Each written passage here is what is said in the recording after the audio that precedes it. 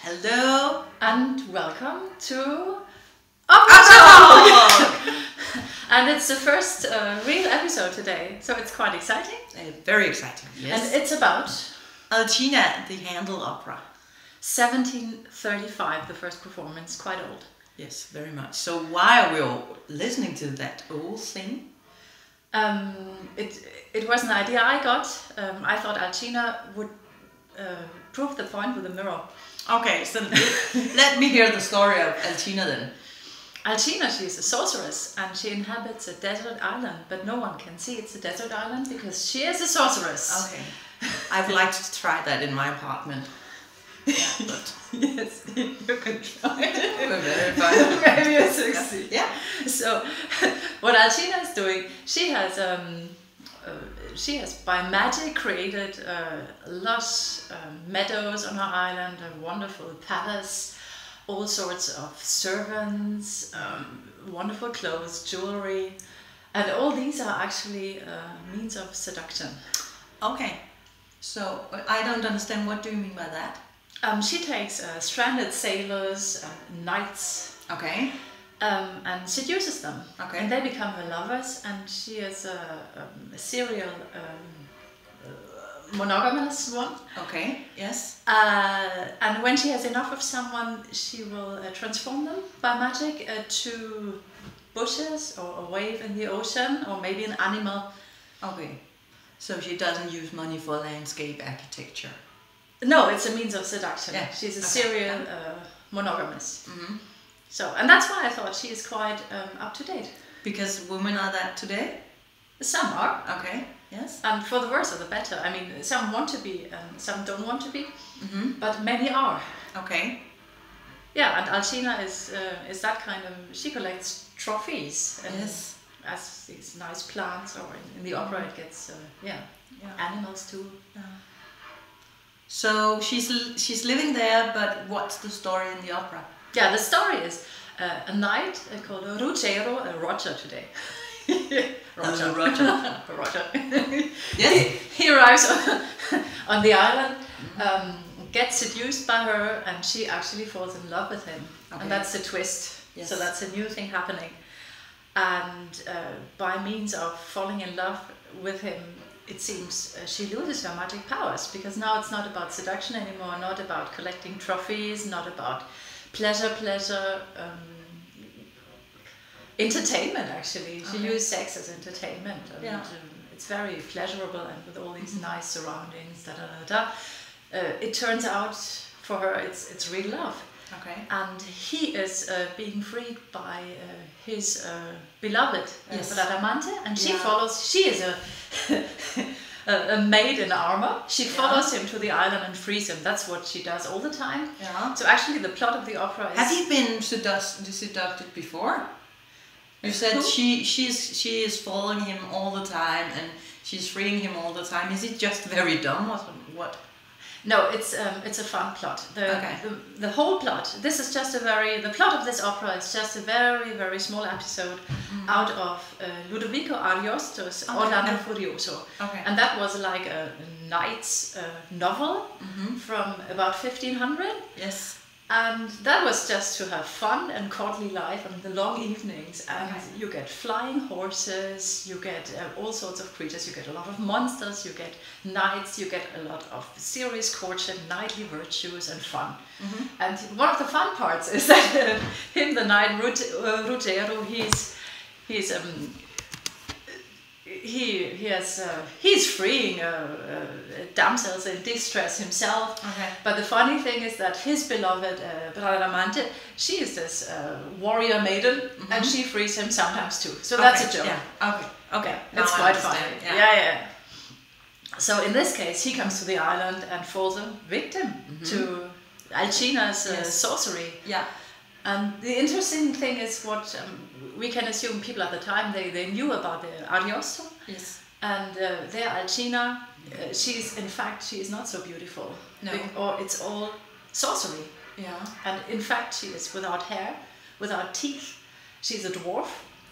And she's just very skinny, so very brittle. And it's all also herself, she's part of the sorcery, which is maybe the most interesting part. So why do you think she's ugly? What do the author wants to say with that? Is that a symbol of her mind or what? The thing is, and now we come up already to a big point actually. So I didn't know that. And this is the opera was written just after the last process of against witchcraft had ceased in the UK, where so Handel wrote the opera for Covent Garden, and it was just a topic that was still relevant, and who is just an ugly witch in many people's lives. I mean, you had the Inquisition, and women were made toothless and without hairs and brittle by torture. So this has a damn serious context to it. This is horrible. Much, yes. And in fine art, she's not a witch, but she's a sorceress. So whereas Ariosto, he's earlier, so there the whole witch plot is really ugly and really misogynist. In Handel, it gets much more smooth. And also, Alcina actually, she falls really, really in love with Ruggiero. She will do anything to keep him. Yes. And that breaks her sorcery. So that's interesting. But what about the ring? There's a ring the consular brings to Ruggiero so he can see everything clear. Yeah, the ring is instrumental, of course. Of course. Yeah, the ring belongs to the world of white magic. And both in Ariosto and in Handel's opera, when whoever puts the ring on their finger, they see through the sorcery. They see how ugly Alcina is. They see it's actually a desert island, and they also learn this talking bush there. I mean, it's a fantastic item in a. It's a nice thing to have. In a night adventure. it's a great. Where can I buy it? Yeah, with a talking bush. They can see through it. Yes. And Rinaldo. Ruggiero, when he sees through it, he starts to hate Alcina. Yes. Yeah. Okay. Yeah. And the interesting thing is, I think, so maybe there's a production of the opera where Petitbon sings, and it's like the latest, most stylish, fashionable production. Yes. I think it's from last year or so. And they put actually a kind of a chamber in the middle of the stage, which is white and very, very fine. And there Alcina and Morgana, her sister, who was her other inhabitant of the island, about the same plot. They are beautiful, beautiful women, seductresses. Isn't it her sister? Yeah, it's her sister. Yeah. And outside that white, beautiful chamber, you can see them as the real ugly old women. Okay. So, do you have more than one Alcina? Do you have an Alcina who is beautiful and an Alcina who's ugly, or what? In that production, they chose to have a silent role of the real Morgana and the real Alcina to make that point. Yes. And I think my little mission today, that I can't wait to express. Oh, we have to hear it.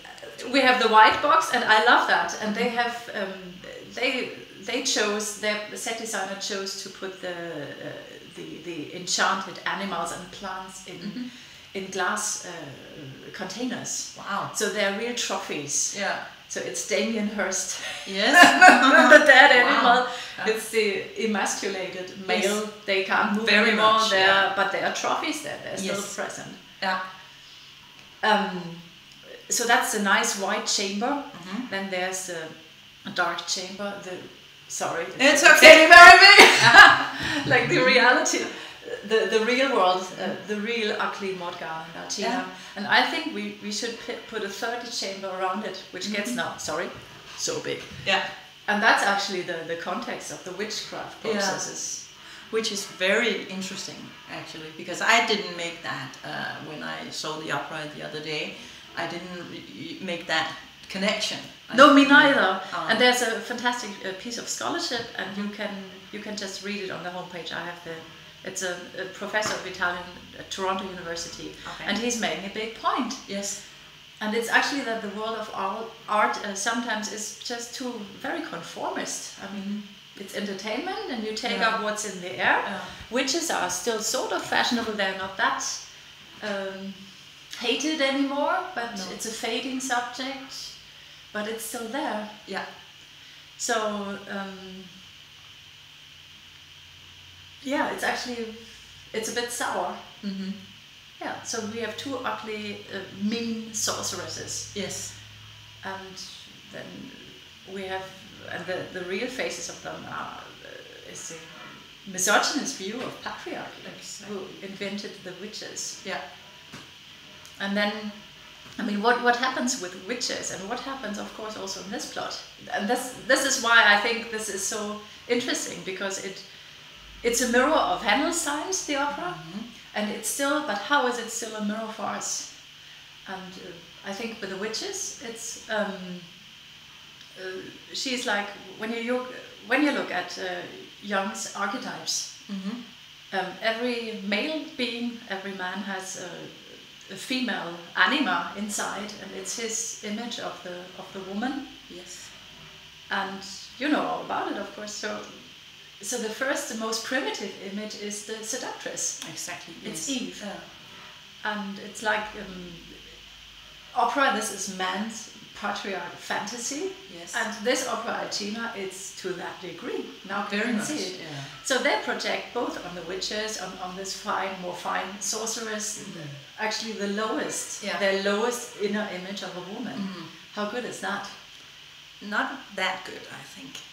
No. And they are quite nasty. And because the topic is like fading, it's not such a hot topic anymore. So the women, both Morgana and Alcina, they actually fall in love with whom they fall in love. And then they're not dangerous anymore. Exactly. And they get weak, and their sorcery fades. Yes, exactly. And now the next question about the mirrors, like for us today, women today, today it's fashionable to be the super sorceress. Exactly, yes. Yeah. So if you are Beyoncé or Rihanna or Lady Gaga, you have a naked dress. You're the super seductress. Exactly. And you unpack your powers. And you are still the super fantasy of a man. Totally, and that's the whole point very of it. Much, very much, yes. And you are in charge.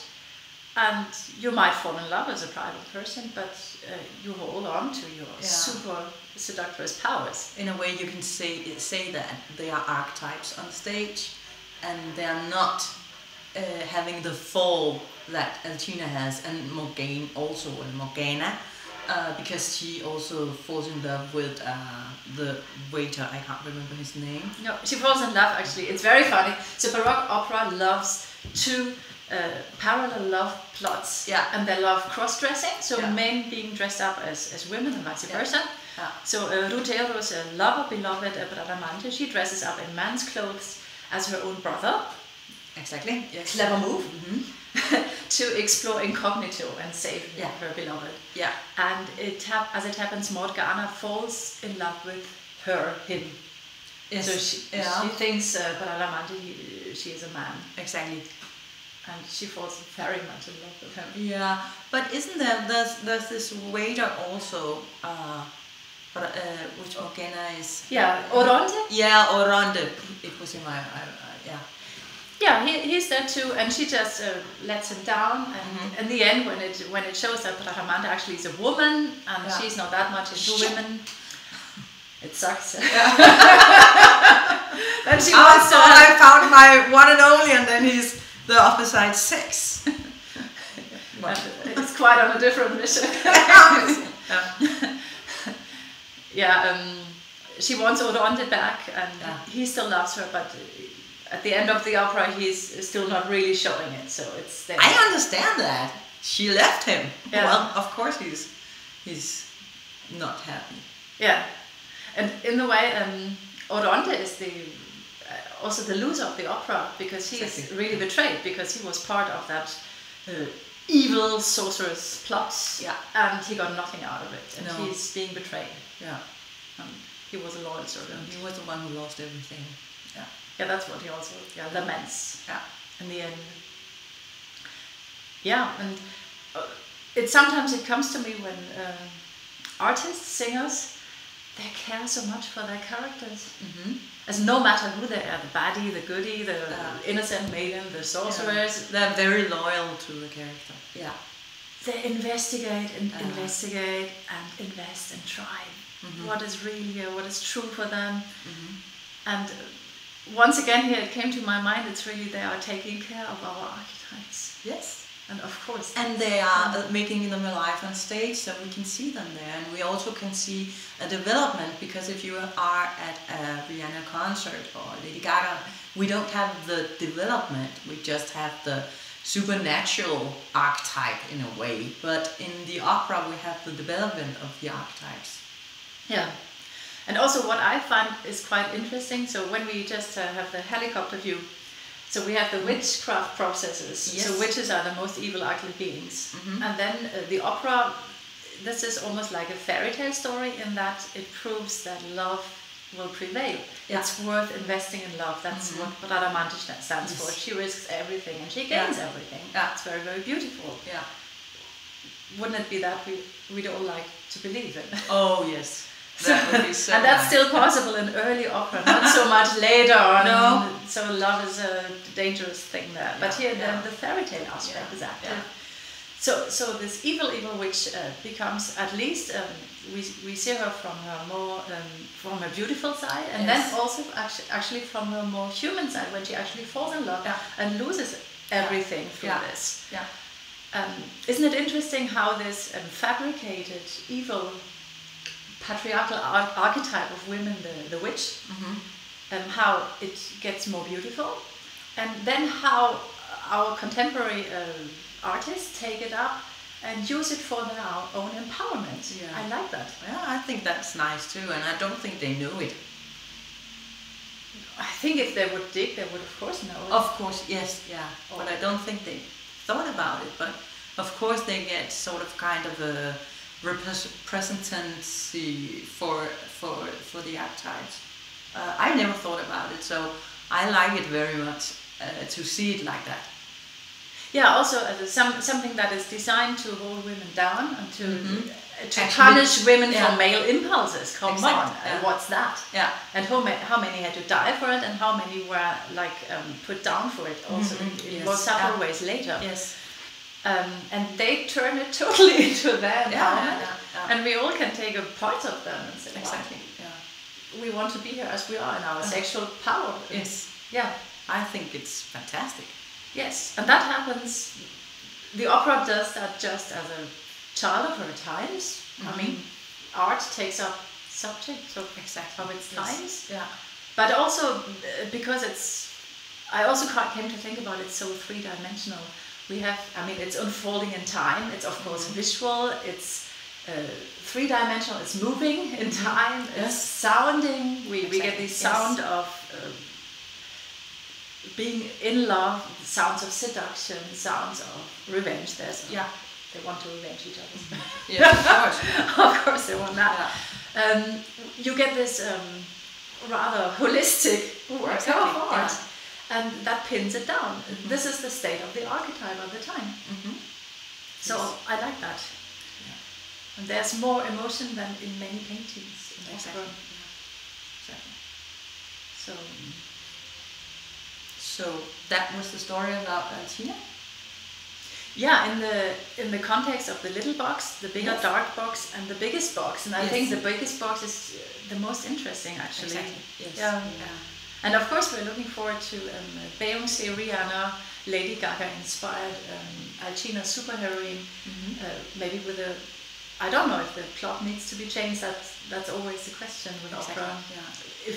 If we want to make a more contemporary plot, we have to change something because the times were at a different place. Yeah. What do you think? Would you enjoy that? Yeah, I think so. I think it would be. I don't know. I have to think about that. Of course, yeah. Yeah. I mean, the work it's so well rounded in itself. Yes, yeah. It's not. Maybe I would like to have it in mythic time instead. How do you mean in mythic times? The time before time. That's where you have all the myth. Oh, but the plot is from that time. Yes, it is, and I really. I would probably like to have it like, well, I like the boxes and I understand what they want with them. Maybe I'd like to have it outside. In nature? Yes, because that's what it's also about. And it's also, it's not just about the nature that surrounds her and the men she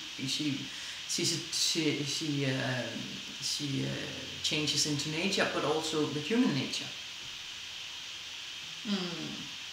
You mean showing that she gets to be human in the last thing. Yeah. So she gets. So actually, I would think it would be nice to have it outside, I guess, and have it in nature.